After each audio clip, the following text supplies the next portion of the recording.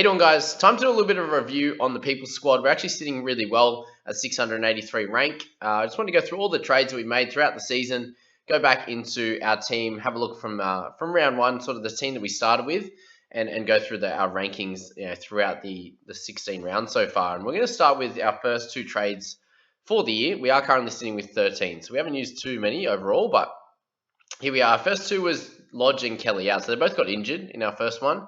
We'll talk about if they were worth starting with, but them two being injured for 3 to 4 weeks, I believe. Having that at the start of the season for guys that are sort of mid-range tier guys is worth moving on from that. We brought in Momorowski and he did a great job for us at the start, which was awesome.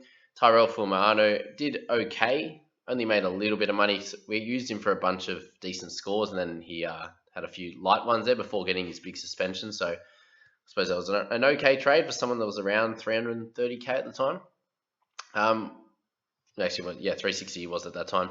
We then go to the next round. We use one that you only use the one trade, and Farmasili just wasn't getting the minutes that someone like Alvaro was. So it would have been nice to start with him, but unfortunately, I think it was 3k short of getting Alvaro in at the start.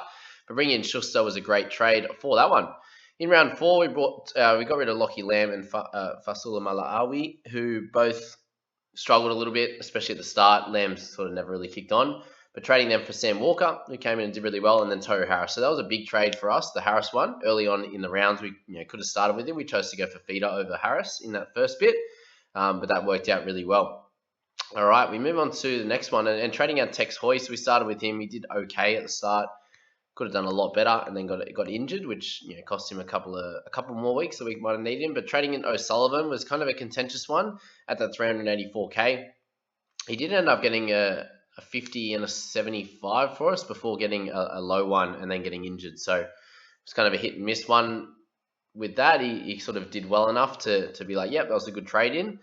Got us a few good scores, but then struggled a little bit after that, obviously with the injury. So that was that. Round 6, we traded Little and Ricky out, which were both completely fair. Little's come back and done well now, but at the time, not so much. We traded in Peachy, who has been really serviceable and done a great job for us. Has been a keeper in the centre since round 6, so we got 10 good rounds out of him, at least so far, to plug up that spot, and then bring in Simpkin, who had a couple of decent scores, but not incredible. Probably one of our better trades of the year was trading out Tessie New. We had a fair bit of extra cash from those trades in round 6 to bring in Tommy Trebojevic to 503k. So we made 300k on him and got all these amazing scores. That's a big factor in helping us get to where we're ranked right now.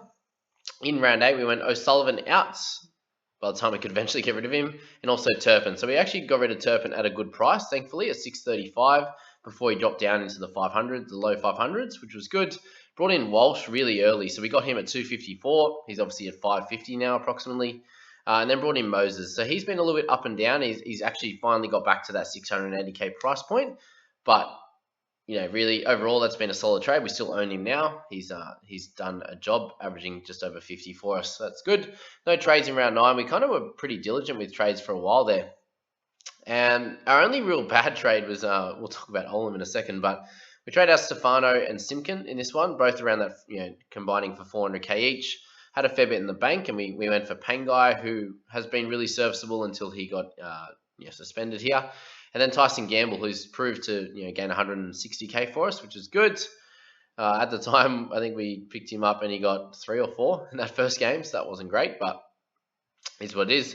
Yeah, our next one was a bit annoying. Momorowski kind of just never really got back in the side. So the two people we traded out was fine, but we decided to go Olam over someone like Ramian or anyone, really, any other centre. Olam's now still on the side and at 380k, which is really annoying. So just completely went backwards, just had a bit of a hot run. And I suppose that was probably our biggest mistake of the year, was picking someone that hadn't been a keeper in the past and assuming that he was going to continue to score like he was. So that hasn't worked out, and that probably cost us from being around ranked 400, 3 or 400, I'd say, at this stage. So one you win and you lose, and we don't have a keeper anymore in that centre position that we would have going forward there. In round 12, trading out Pap and Walker, both good decisions for Nico Hines and Isaiah Papali'i. Both really, really strong decisions there for reasons of injury and Walker not being a keeper. Were completely good trades there. So far only really one bad trade, I'd say. Round 15, we go Flegs and Dane Laurie for Verrills and Johnson. Perfect. Can't complain with that. We get Johnson a bit cheaper than he is now, and a couple of good scores, and then Verrills at 254k as a cash out option that's playing in round 17. Awesome. Round 16, we go Cleary, who's out for 4 to 6 weeks, and we go Pangai, who's out for 3 weeks. So trading them two out for two keepers. When we had 15 trades available, I think it's completely okay. Usually you'd say don't trade keepers, keepers out. Obviously, we're getting two keepers in, and two guys that are going to be really strong throughout the rest of the year. Both just going to be missing one more game, and we thought this week it was just more important to just get a really good score in to cover Cleary and Pangai. And we did that with Hughes and Haas. And obviously Haas got over 80. Hughes was not his best game, but still a 48. So we'll take that at this stage. So yeah, that's the trades, guys. I think really only one mistake with that Olin one. But again, at the time, we weren't exactly to know. In hindsight, it's like, yeah, maybe we probably shouldn't have. But overall, this is how a good set of trades should look throughout your season. So yeah, no trades in 13 or 14 was really helpful. Coming into where we're at now in round 17, I think we're going to be in a really good spot. Sitting with 435k and 13 trades at a nice overall rank of 683, I think we're looking good. So in terms of the overall squad, Tino, we spoke about in my video there, was someone that was just a bit hit and miss. He's kind of averaging, scoring okay and priced okay now, but not so much. Lodge just got injured. We can't do anything about that. It was a good choice to start with Fafita, as he was a gun. Lamb, we got a big Townsend instead, someone that controlled the game in their team. Teddy, Pap, Teddy we've held the whole time, which is cool. So, starting with 75 wasn't too bad either. Dane Laurie was solid, and it was just kind of like, Tessie, Stefano, Spencer, all decent blokes to start with. Tex Hoy could have picked someone else possibly, but we wanted the sort of the fullback coverage, along with, Tessie New being the centre coverage. We had the half coverage with Tex as well. So he covered a few bases, which was good. Yeah, Farmasili, we couldn't really pick anyone else at that price point, I remember at the time, but is what it is. In terms of the rest of the starting side, Kelly was a bit of a hit and hope that he goes on to be the next superstar. Continues on from his form in the centres last year, but that didn't obviously come to be with the injuries that he sustained, and he's sort of shown glimpses of it, but just his base stats aren't good enough, and we probably could have started with him on Morosky for a slightly cheaper price, I believe. So that was that. But other than that, happy we started with Cleary's captain. Could have started with a Tohu or something like that if we went for more of a cash cow option and instead of going for a Lodge. But Lodge has turned out to be a really good scorer in the squad. So you started with Averillo, who's ended up at 709k, so we can't complain with that. We didn't trade him out. So that's round one. So round one's score of 939, rank of 4876. Round two, we got to a really good score again, 981 into 1944 in the overall rank. Round 4 there, we go to 1,185, which was good. So just really building nicely. 1,086 for that one. Cleary as captain, Pat with 124, Brayley with 82. Just got a lot. That's when we brought Harris in. Turpin did well. Crichton, plenty of good scores in that one. Round 5, we got a 786. So I think it was that's our second best for the year in terms of ranking. So we've kind of always been up there, which is good. 1459 with a bit of a lower score in round 6.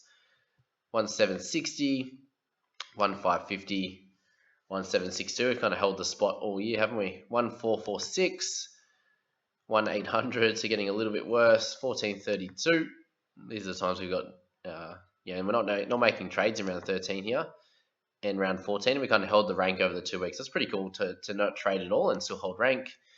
Then round 15, we go to 1,053. Round 16, we head in a little bit closer to 683. So our best ranking for the entire year has been this one. I think we're in a really good space to continue on and improve where we're at the moment. We have a couple of guys that we could cash out, whether we want to trade out a Schuster, whether we just leave Spencer there as a, I don't know, he's just too cheap. 306k is to be too cheap to use for a trade, I think, at this stage. Depends what we want to do with Peachy. I did a little bit more research, and I think Rain's not even injured. So is he just dropped? Is Clark, are they going to continue this role? That's going to be the interesting one with Peach. What do we do with a Brayley or a Watson? Do we hold Brayley for this week while he's not playing and then go to a Ben Hunt? I think is a solid option. We just have so much cash available. So who do we decide to pick is going to be really important there. Do we go an Olam to a Ramian? So we have 3 solid scorers, and if Peachy doesn't go too well over the next week or two, we can move him on. We can cash him out or upgrade him or something like that. All things to think about. What do we do with Tohu Harris if he's a 4-week injury? Do we have enough trades to trade him out and get him back in or something like that? All questions to think about, but we'll sort that out through the week with the within the Discord with the group. If you wanted to jump into that, please comment. Just say, hey, can I get in the Discord? I'll pop you in there. Other than that, I hope you're enjoying these. Please like and subscribe. We'll catch you in the next one, team, where we're going to analyze my team. We'll go from there. See you guys.